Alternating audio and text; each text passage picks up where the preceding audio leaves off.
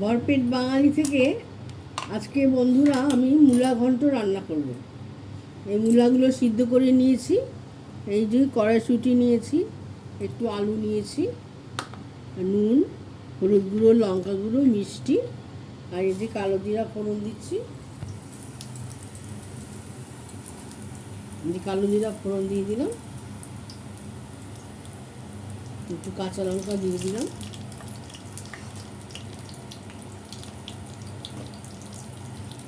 এই আলুগুলো আগে একটু ভেজে নিই,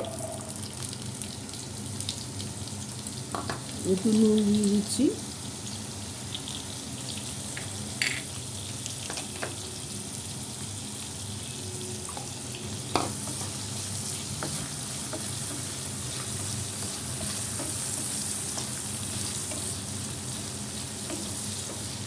সবাই বলে মূলো খেলে গ্যাস হয়। এখন আমি এই পদ্ধতিতে করেছি, দেখুন মূলোটা সিদ্ধ করে জল ফেলে দিয়েছি, তাহলে আর গ্যাস হবে না। বন্ধুরা এইভাবে করে খাবেন, তাহলে ভালো লাগবে। শীতকালে মূলো খাওয়া ভালো, সব সবজিতেই কিছু না কিছু উপকারিতা আছে। এই আলুটা একটু ভাজা হোক, একটু ঢাকা দিয়ে রাখলাম, আলুটা একটু ভাজা ভাজা হোক, নরম হোক, তারপরে মূলোটা দেবো। বন্ধুরা আমার আলুটা ভাজা হয়ে গেছে, আমি একটু টমেটো দিয়ে দিলাম, এই একটু কড়াইশুঁটিগুলো দিয়ে দিচ্ছি। এইভাবে সিদ্ধ করে জল ফেলে খাবেন বন্ধুরা, গ্যাস হবে না। সবাই গ্যাস হয় বলে মূলো খেতে চায় না, ফুলকপিতেও তো গ্যাস হয়। এইভাবে করে খাবেন, তাহলে আর অসুবিধা হবে না।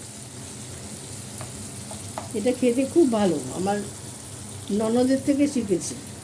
মূলা ঘন্ট, এই মূলাগুলো দিয়ে দিলাম,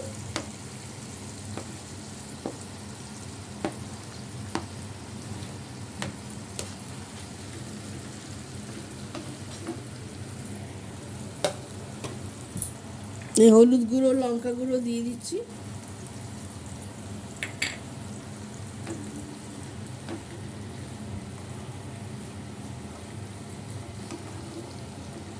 আমার শাশুড়ি টাশুড়িরা এইভাবেই মূলা ঘন্ট খেত, আমি আমার ননদের থেকে শিখেছি।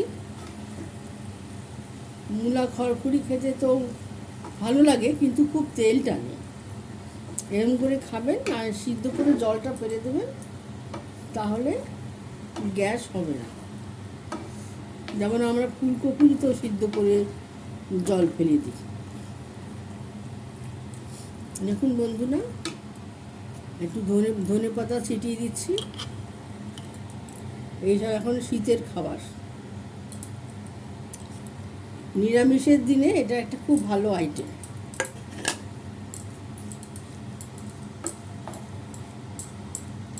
ছিটিয়ে দিচ্ছি, একটু টাইট হবে, জল জলে রয়েছে।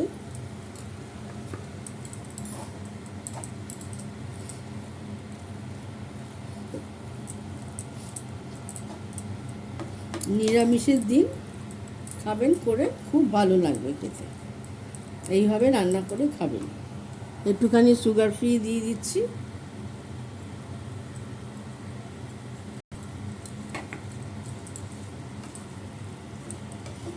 আমার ব্লগটা শেষ হয়ে গেল। বন্ধুরা লাইক, শেয়ার, কমেন্ট করে দেবেন। @ভরপেট বাঙালিতে একটু সাবস্ক্রাইব করে দেবেন। আর এইভাবে মূলো ঘন্ট করে খাবেন, ভালো লাগবে খেতে।